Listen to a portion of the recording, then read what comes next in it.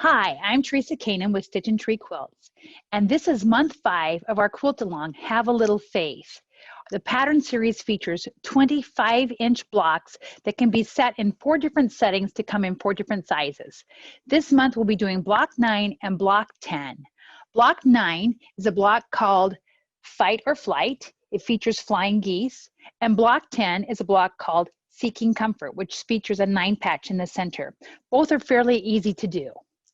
Well, today we have 2 blocks. The first one's called Fight or Flight, and the second one is called Seeking Comfort. Now, I wrote this pattern series a few years ago, long before the COVID pandemic, but it always is amazing to me how timely the messages are, even though I didn't even know a pandemic would ever exist at the time when I wrote the pattern. The first one, Fight or Flight, features several Bible verses. And with those, the Bible verses are about fighting the devil and fleeing from temptation. Block 9, Fight or Flight, utilizes flying geese, which make perfect sense for a block called Fight or Flight. I've done my quilt in 4 different fabric ways, and I'm going to show it to you in 2 of the ways today. This one is in my deep and rich blues and browns, and so you're not going to see a lot of contrast here, but you will see some. On the pattern itself, the image shows you a background in medium fabric with some light and dark geese. The key is, it doesn't matter if you use a light or a dark or medium background. The key is having contrast between your geese in the background and between each of your different types of geese. So even though these 2 fabrics are the same fabric design, it's 2 different colors, and I have really good contrast there. And so my geese really stand out well. For the block that I'm going to be doing today, I'm choosing this kind of a light tan as a background, and I'm choosing 2 different browns from my petals line for my flying geese. And with each of those, I have enough contrast that the geese will stand out from the background. Let's take a look at fabric choices for block 9. In block 9, Fight or Flight, you can use directional fabric, but you have to be very cautious. If you're going to use directional fabric with your flying geese units, those are 1 large square that is cut in quarters, and so you're going to want to be careful about where you place your flying geese so that they go the direction you want them to go. With your half square units that are on the outside, your background fabric, that's the fabric that's probably a little easier for using a directional fabric. And again, with that one, you're cutting those are half square units, so they're cut in half. So you're going to have a left and a right side or a north and a south side to every single fabric. So it's a matter of just laying it out on your design table or on your wall and making sure that you have them going the direction that you want them to. Both of these 2 fabrics, as you can see, I did not use a directional fabric. Part of that is just because of the fabric choice that I chose. I like to take the opportunity to write on the pattern that fabric 1 is a light fabric shown here on the pattern.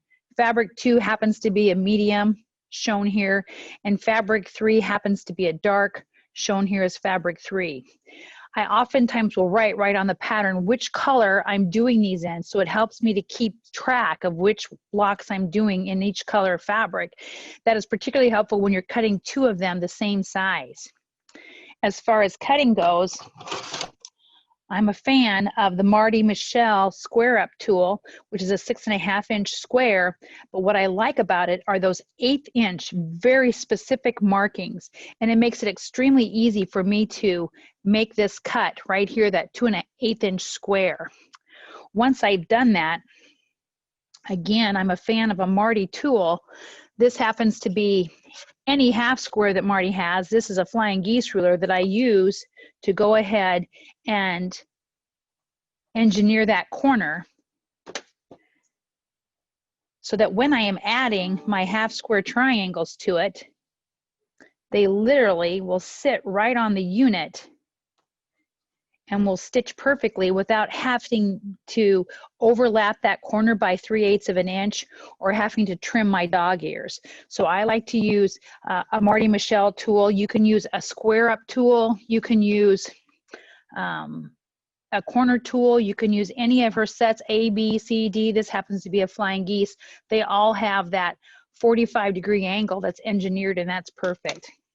In the pattern, the very first thing that we do is we make the flying geese units, and it will show that you put the flying geese unit, and if you are having to overlap that the 3/8 of an inch, if you haven't engineered your corners, you're going to want to sew from the point to the corner. So you're going to want to put it through your machine this direction, and that will allow you to sew off that edge with that 3/8 of an inch that it overlaps.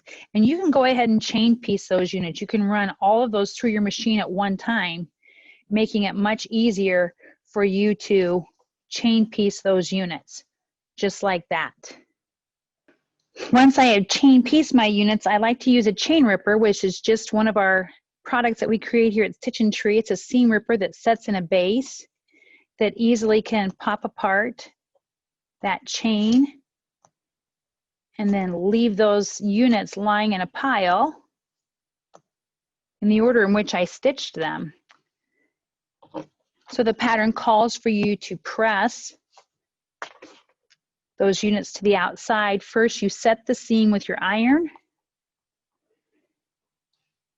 then hold the iron in place for a count of 5 bananas, 5 seconds. Set that aside and it'll be ready for my next unit. My next unit will lay directly on there as like that, and I can chain piece those through my machine. So I'm going to go ahead and press all those units and get them ready for the next round of stitching. Once you have your flying geese units constructed, you're going to put them together in sets of 2. And my recommendation is to, as you run it through your machine, run it through the machine so you have the point of the flying geese at the top. That way you can see where that 1/4 inch seam is, and you can make sure that you're running through that so that you don't cut your points off of your flying geese unit. Also, if you happen to have used any kind of directional fabric, you're going to want to lay your units out first to make sure that you're going the direction that you need to go with each one of your units. So you should lay them out on some sort of a little mat next to your sewing machine and pick them up in the correct order, making sure that you lay them out and sew them in the direction that you want them to go. Once you have your flying geese units stitched into sets of 2, the pattern calls you to press it towards, away from the point and towards that next flying geese unit. So the way I do that is I will set it down on my mat, set the seam with my iron by just holding it in place for a few seconds. And then I fold that up with my fingers, and then again just hold the iron in place for at least 5 seconds. Now this is the natural direction that unit wants to go because of that point. You're going to have some bulk here on these corners, but if you just set that seam well and then hold it tight and fast while you press it, it will lay nice and flat for you as you continue constructing your block.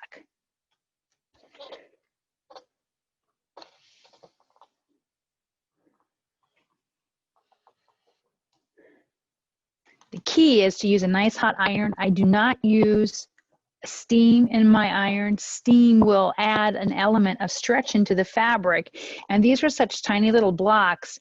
You just absolutely do not want to have stretch if you can help it. So here are 2 of my contrasting pieces, and the pattern would indicate that my dark piece would point to the north, while my lighter piece would point to the east. And I'm going to put those 2 together. Again, I'm going to run them through my machine so that I can see where my point is and make sure that I catch that 1/4 inch. And I'll do that for both halves of the unit. All right, I just finished step 3 where I sewed 2 halves of the unit together, and I'm ready to press those. Again, I'm going to press away from those points. So I start out by using the long straight edge of that flying geese, set that seam, and then just fold it over. And again, hold the iron on for a minimum of 5 seconds.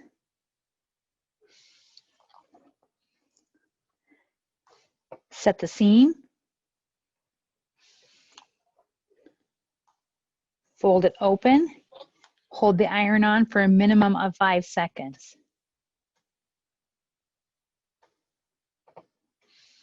And you can see that by using the method where I could see where those points go, I don't lose them in the seam. Now I'm ready to put these two together, and I will do that using a fork pin. A fork pin is a pin that has 2 prongs to it, and it allows you to put the 2 units together, nesting those center seams, and place that pin on both sides of that center seam. You can also, if you're not going to use a fork pin, then when you pin this seam, don't pin it below the seam, pin it above the seam. That way you'll catch that edge of your fabric above the seam when you pull the pin, and your seam won't move on you. That's the reason why you would use a fork pin, and that's why you'd be cautious about how you pin those, because seams tend to want to scoot once you pull your pins out.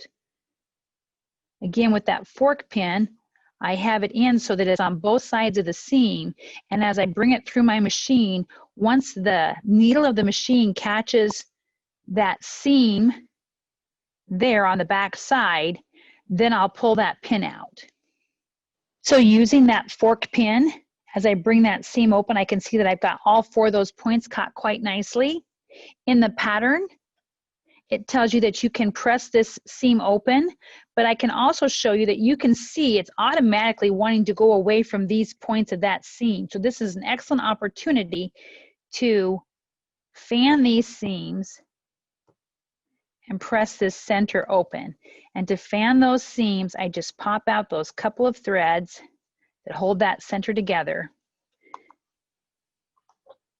And then just let the iron set on the unit for 5 seconds. Turn it and have the iron set on the unit for 5 seconds. Set on that center for 5 seconds. By fanning that seam, I reduce the bulk in the center where I have several pieces of fabric coming into the center. By fanning that, I reduce the bulk.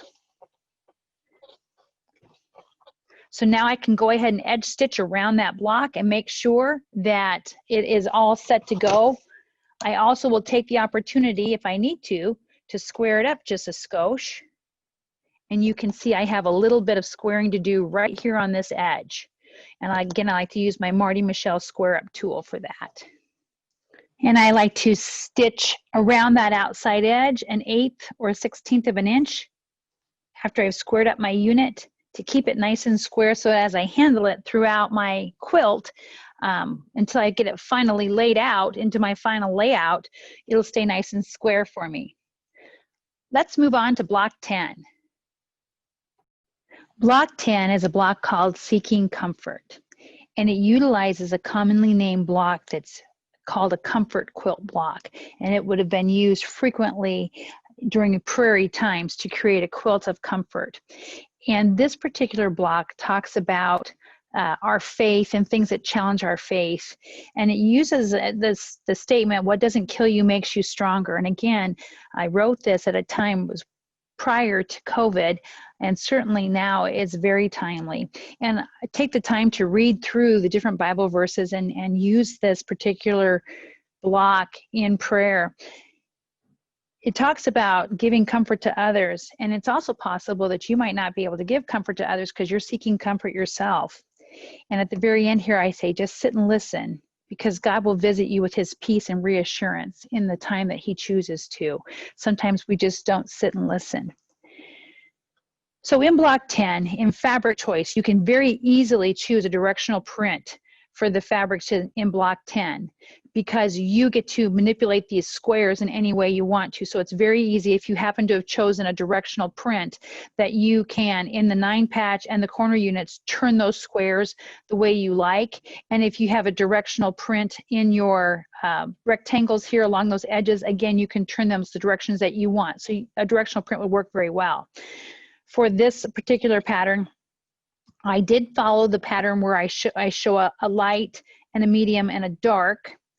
And I like to write directly on the pattern. Fabric 1 is what shows as the light. It's just the 4 squares. Fabric 2 shows as the dark. It's the 9 squares. And fabric 3 shows as the medium. For the quilt that I'm going to be making today, I have chosen this blue as my medium, this darker blue as my dark, and this pale avocado as my light. It's a very simple block to construct. There's using some small pieces, but it'll help get you ready for the pieces that we're going to use next month. The pattern is fairly straightforward. You're going to stitch the little squares together to make the 9 patch, and it talks to you about pressing your seams open. In my case, I chose not to press my seams open. I chose to press them towards the dark or towards the light background fabric, and then I fanned my seams and pressed those open. Either way will work because you're not working with seams that you're working towards in this outer side. So you either can press those seams open or you can press them to one direction and then fan them open later. I would suggest chain piecing whenever possible, so I'm going to use 1 light and 1 dark unit, and I'm going to chain 3 of those through my machine at one time. Once I have chained those pieces through my machine, I can go ahead and pop them apart using my chain ripper, and then go ahead and add the additional light or dark fabric as needed according to the pattern instructions.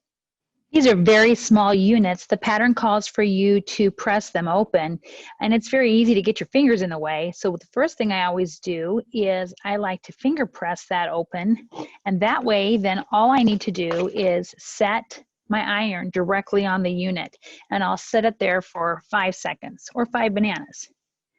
Now the importance to doing a nice square little 9 patch is to make sure you press it square. So you can see it'd be pretty easy for me to press it crooked this way or press it crooked that way. So it's going to be very important for me to hold that in place, finger press that, and see that I am nice and straight, and press it nice and straight. If I do that, then my final product, the 9 patch unit, will be a nice square 9 patch unit.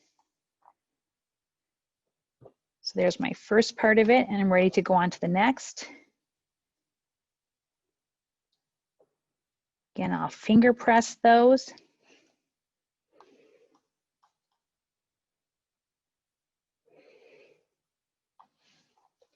Sometimes when we take shortcuts with pressing, we end up getting a product that looks like we took shortcuts with pressing.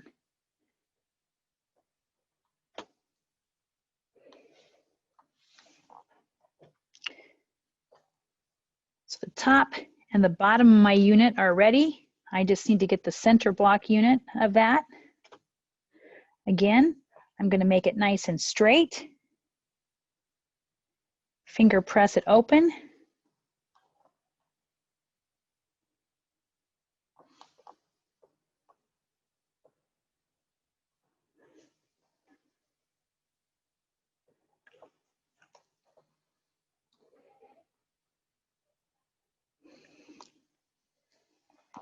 I'm going to put those 9 patched units together now, matching those seams.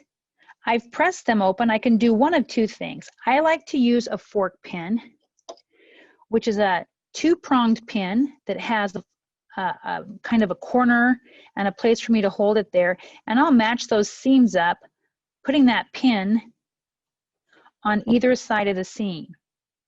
Another way we can do that is to, again, match those seams up and just use a regular pin. And if you're going to use a regular pin, you're going to place it in the seam allowance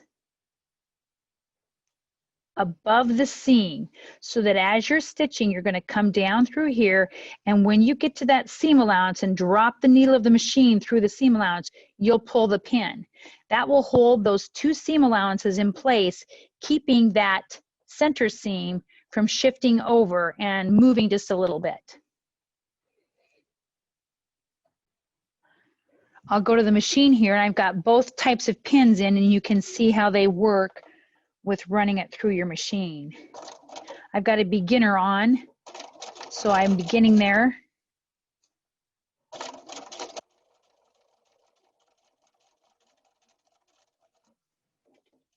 So I've got the machine needle that's through the selvage above the seam. I can pull that fork pin.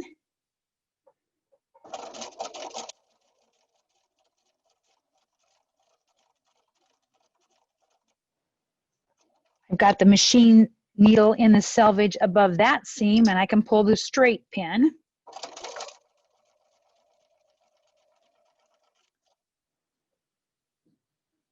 And I like to use beginners and enders instead of just taking units out of my machine.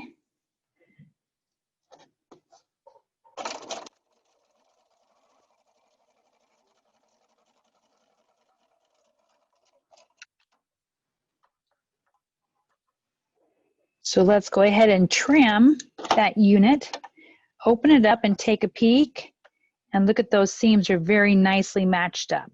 I can go ahead and add this next part of the unit in the same way using the fork pin or the straight pin, whichever I will choose to use. The pattern calls for you to press your seams open, and if that's what you did with your first sets of seams, that's what's perfect here. In this case, I had pressed towards my light fabrics, so when I put those together, I fanned the seams and pressed those flat. But because I began this process with pressing those seams open, I will finish the process with pressing the seams open. Again, I finger press it, set the iron in place,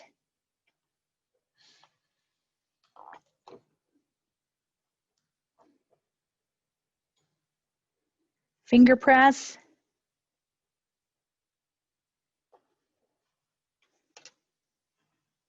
and set the iron in place.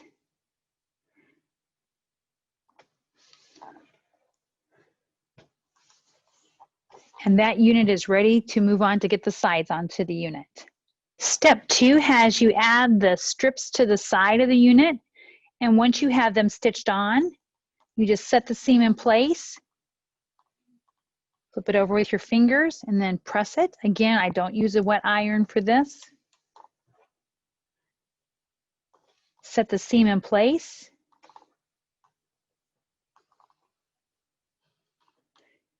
Turn it over and press it.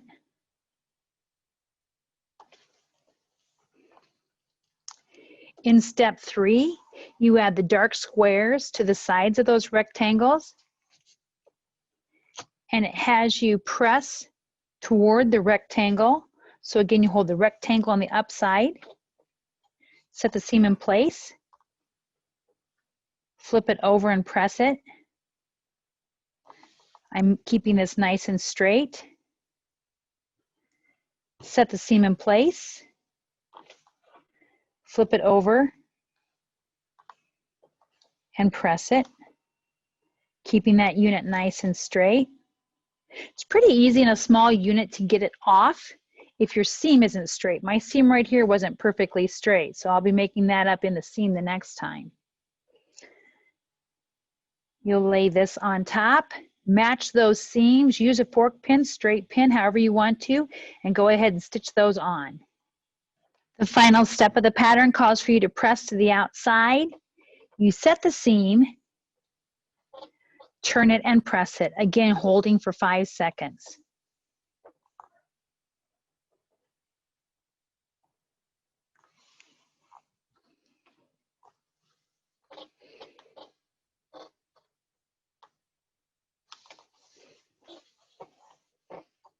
With that, my Seeking Comfort block is finished. And lastly, I like to edge stitch around that edge a 1/16 or an 1/18, a 1/16 or an 1/8 of an inch from the edge, keeping that unit nice and square, because I'm going to manhandle it many times between now and the end of my quilt. So that's it for month 5 of Have a Little Faith Quilt Along. We have done blocks 9, Fight or Flight, and block 10, Seeking Comfort. I thank you for joining me. If you have any questions along the way, give me a call, send me an email, post a message on our Facebook page, post a message in our Quilters of Faith Facebook page. However you want to get a hold of us, somebody will get back to you as soon as we possibly can. I thank you and have a blessed week.